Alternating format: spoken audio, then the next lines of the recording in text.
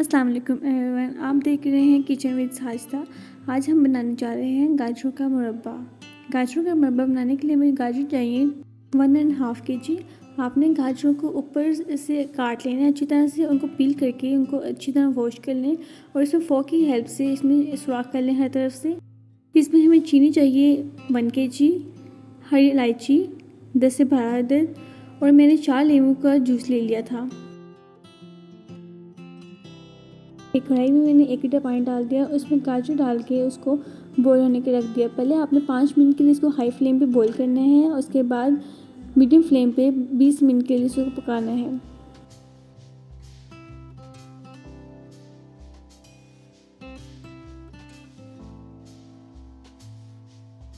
यहाँ गाजर को बॉईल होना स्टार्ट हो गया था तो मैंने इसको कवर कर दिया, पकने के लिए छोड़ दिया मीडियम फ्लेम पे इसको। 25 मिनट हो चुके हैं और गाजरें हाफ डन हो चुकी हैं। आपने इसको फोक की हेल्प से चेक करना है कि गाजरें अच्छी तरह अंदर से पक चुकी हैं कि नहीं। अब इसमें चीनी, हरी इलायची और लेमन जूस डाल के इसको अच्छी तरह मिक्स करें। लेमन जूस का फ़ायदा ये होगा कि आप इसको ज़्यादा देर तक स्टोर कर सकते हैं और इसमें जो शीरा होगा वो बाद में जमेगा नहीं।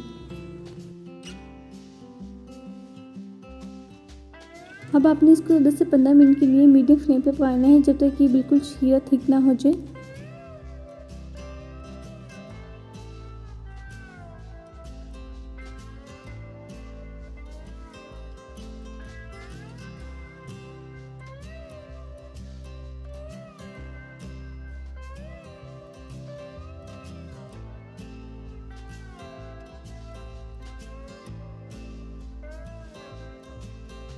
आप यहाँ देख सकते हैं कि मेरा शीरा बिल्कुल तैयार हो चुका है। इसकी कंसिस्टेंसी इतनी थिक होनी चाहिए।